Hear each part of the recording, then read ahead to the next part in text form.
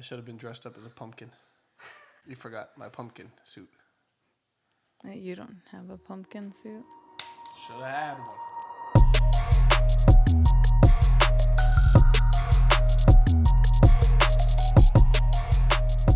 All right, let's rock and roll.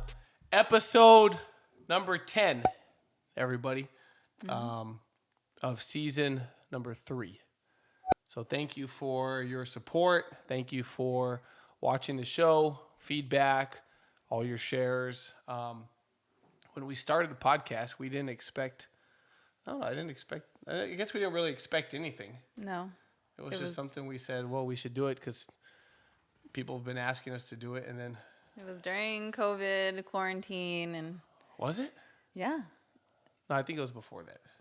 Wasn't it? Yeah, it was before that. Oh, I remember we were in the office and Jay Justin goes, he's all, well, I'll do it for you. I was like, well, bro, if you'll do it, then that's fine. Oh, you're right. Because I don't know. I don't have a tenth of the creative mind that you have. So if you do it and all I got to do is show up and pretend like I know what I'm talking about, then we'll be good. And here we are. We've been pretending for 3 seasons now. Yeah. No, just joking. Okay, let's talk about why your people keep quitting. Because there's a good chance it might be your fault. That's a great way to start off. It's the truth.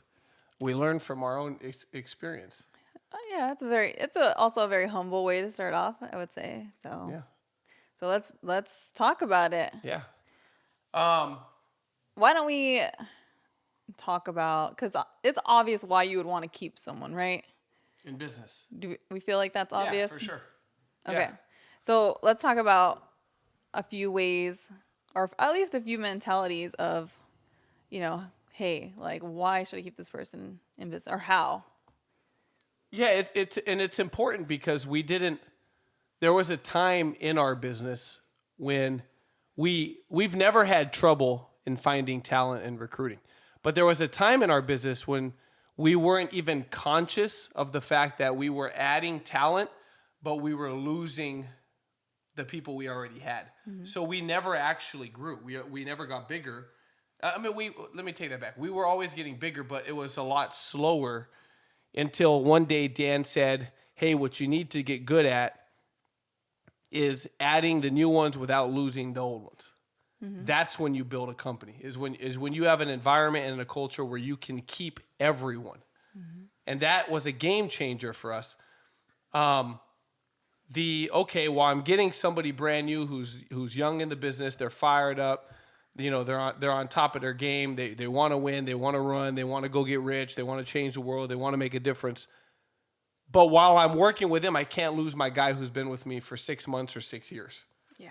That was the switch, right? And so when we started looking backwards, going, let's keep everyone because there's a place and a purpose for everyone.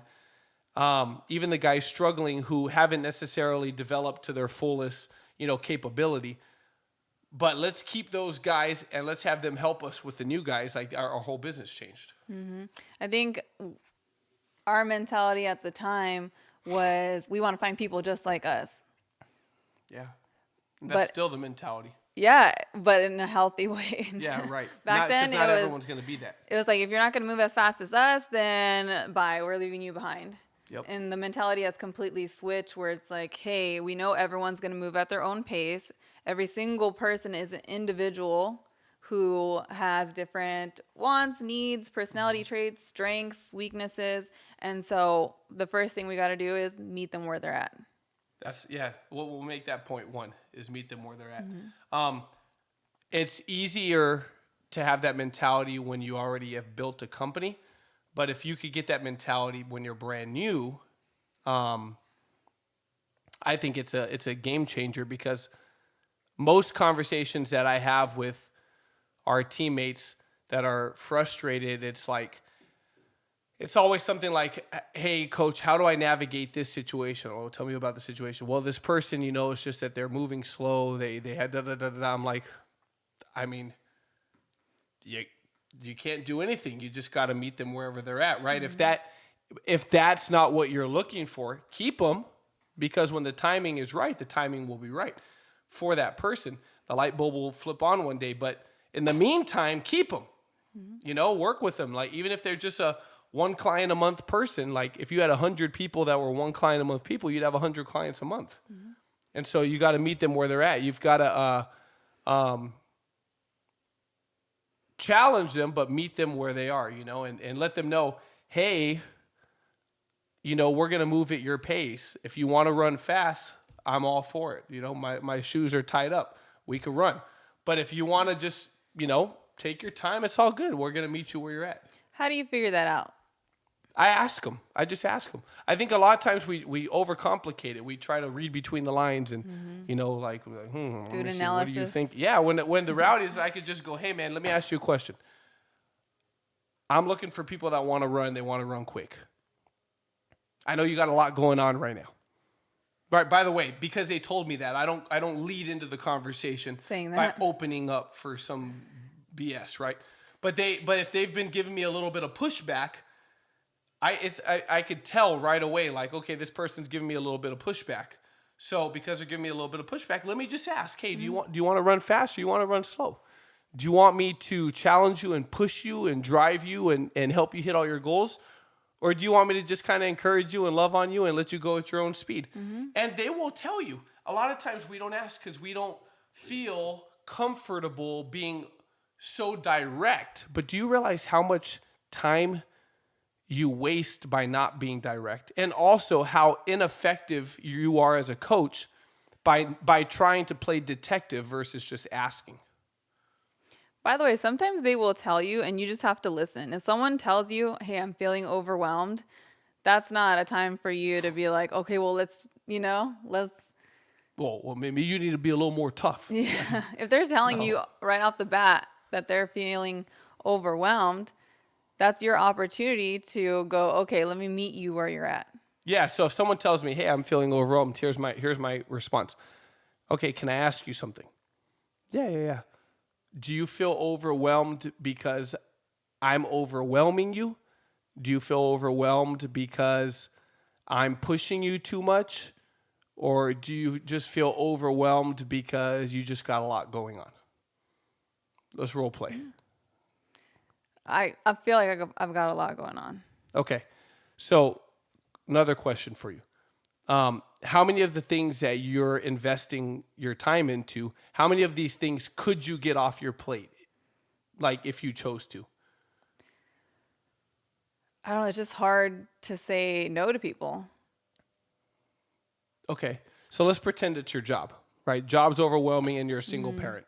That's overwhelming. Here's what I usually do, you guys. I go, okay, here's the reality. If we could throw another $4,000, $5,000, $6,000 a month into your bank account, that would probably free you up some time. Yes. Right? Mm-hmm. So in the beginning stages is when you usually run into these problems. I usually go, look, here, if you're in our industry, this is what I say. I say, here's the deal. If we could just get your license done, that's going to free up a lot of time. That's the hardest part. I just got to get you past that process. You know, because the reality is it's that person who's usually in that position. And a lot of times I just meet them where they're at. I have someone who started with me recently and she watches the podcast, so she may even see this. And I told her straight up, I said, hey, you know what? I don't know. Maybe this isn't for you. There's a good possibility that this isn't for you. You know, you tell me you can't carve out 8 hours. The reality is that I usually look at a situation like that. If I was you and I would go, but the things that are taking up all my time are not things that are going to give me what I want 6 months from now. So I need to find a way to dump some of that stuff so I can do this because I want to invest my time the same way I invest my money, which means I want to put my money in the place that I know in 6 months is going to give me the result I was looking for. And all these other places I'm putting my money, it's not going to pay off long term. And so I'm going to clear my plate with whatever I can. And I'm going to make room for the thing that's going to give me what I want. But if the person, I have that conversation with them, but that's not me pushing them. That's not me pressuring them. That's me telling them how I would navigate this scenario if I was them. At the end of the day, I tell them, hey, but at the end of the day, I'm going to meet you wherever you're at. Mm-hmm. That kind of brings us into our next point, which is finding out what people's goals are. Yeah. Oh, yeah, for sure. What they want to accomplish by being here with us in business. And again, this is by asking. Dude, that exactly. But I'm mind blown sometimes by the fact that people don't ask. because I had a conversation with one of our teammates 2 or 3 days ago, and she said the person said they were feeling a lot of pressure. And I said, did you ask where the pressure is coming from? And she said, no. And I said, well, Ask. ask. Do you feel the pressure? Is it coming from me? Is it coming from business? Is it coming from your job? Where's the pressure coming from? You know, because if I push, you know, at a time that they're already kind of on the edge, I'm gonna push them right off the edge, right? And that's not my goal. I would rather, you guys, here's the thing about business. You're trying to build a volunteer army. I would rather have 100 soldiers that don't have 25 hours a week than to have no soldiers at all. You know, I'm going to ask this person, what do you actually want to accomplish here? Because Ronnie might tell me, oh, I'm just trying to learn. I just want to learn a lot about money. And here I am talking to her about making money. That's not even her goal. Mm-hmm. Obviously, everyone wants to make money, but that's not her driving force. And so I got to ask. You got to be so direct and so specific in asking the person exactly why they're here. Why are you here? What are you trying to accomplish? Yeah, those are good questions. No, I'm asking you. Oh, me personally or? Role play, pretend. Okay. You're brand new in business. Hey, so let me ask you a question. What's your goal? Honestly, I just need to make $3,000 so I don't have to worry about paying my bills. Okay, so $3,000 a month. Yeah. Boom. Now we know the answer. What do? I pull out my calculator. I show her how to make $3,000. So it's very simple. I'm going to meet her where she's at. She wants to make $3,000. Okay? You might be able to see that, maybe not. $3,000, let's pretend she's an associate with us. She needs to write 6,700 points a month. That's simple. So now I'm going to break it down for her. I'm going to go, you got to do 6,700 points a month. There's 4. You got to have one client a week at $200 a month, and you can hit your goal. Right? So I'm going to be very, very specific, and I'm going to meet her where she's at. There may be a possibility that she's not trying to become a millionaire here right now. That's not her focus. I'm trying to turn a turtle into a racehorse or something like that. You know what I mean? And I can't do that. I can find what her goal is, meet her there, and then go from there. If I want a racehorse, well, that's why I need to go and continue networking, and I need to continue prospecting, and I need to continue recruiting. And asking questions. To find someone who wants to run that way. Mm-hmm. All right, number 3. Show them you're committed to their growth. What does that mean? Well, the first 2 points combine. But also, it's the time. Right? If they said in that same scenario, if I said, hey, I need to make $3,000 in order to pay my bills so I don't have to stress about it, it's having that sit down time where you're like, hey, let me show you how to do that here. Right? And then running appointments with me. Okay, keeping me on track, reminding me of my goals. Got it. And what does that do for the person, and what does that do for the big picture of what we're trying to accomplish in business, right? If I'm showing you, hey, this is what you want, let me show you how to get it, and I'm, as your coach, doing my part, what is that going to create? It's going to create loyalty and trust. And ultimately the goal, which is I want to have a ride or die person who will run with me for the big picture, right? Mm-hmm. Their initial goal may be small, but I'm earning their loyalty. I'm earning their respect. I'm showing up as a coach and doing my part. Ultimately, we're trying to build a volunteer army, right? I could build a volunteer army with people like that. Mm-hmm. Yeah, you're showing me that you care. You care about my goals and you care about my, needs. And your growth, right? Yeah, my growth. Part of building a company is it's understanding that not everyone is going to be, the rock star, right? Mm-hmm. The 80-20 rule, where 80% of the results come from 20% of the people, is true in everything. It's true on a basketball team. It's true in a football game. It's true in a company, right? 80% of the points, 80% of the results, 80% of the profit comes from the 20% of your people. But you still need the other 80% of people. So part of growing a company is knowing that this person is going to be one of my 80% or one of my 20%. It's that simple. And wherever they land is up to them. So I'm going to meet them there, and I'm going to be okay with that because I'm building a company, right? She's not the end-all, be-all of my entire livelihood and future. Because people can tell when that's the case. 100%. 100%. And then you start thinking small. And that's the problem. You're pressuring the wrong people, right? Which brings us to our next point. Don't push the wrong person. Yeah, you push the wrong person, you push them out. You push them out, right? Not everyone is going to be a rock star. And they don't want to be. Some people don't have that as a goal, and Yeah. some people will become a rock star in 2 years. But they may not be right now in a position in their life or mentality or energy or whatever it may be where they're willing to run with you till midnight. But I'm trying to turn her into a run to midnight person while she's got 4 kids and she's a single parent and she has to get up at 6 a.m. for work, and I'm on a promotion run or someone's on a promotion run, and I'm like, come on. And she's like, dude, I just can't. And now I push her out, and I end up losing my teammate. By the way, the same teammate who may bring in a $2 million rollover next week. You just never know. You never got to know. look at people as people. Yes. And if I want a runner, then I got to go find a runner, right? You as the coach, you look and you identify, is this person, an all-in ride or die from day one, going to go till midnight, doesn't care how late it is, doesn't care how early it is, they're going to do anything and everything in their power? Or is this person, I'm going to show up and I'm going to do my part, but I can't do my part till midnight. Like, that's just not me. I'm not at that place in life. But I want to keep both. I feel like a lot of people are going to get a lot of value from this. Hopefully. This talk, because this talk was a huge shift for us in business. Huge shift. Last one.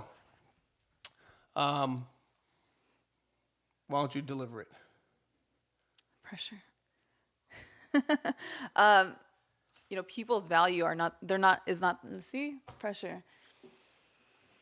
Wah, wah, Go. wah. We just rewound. Go.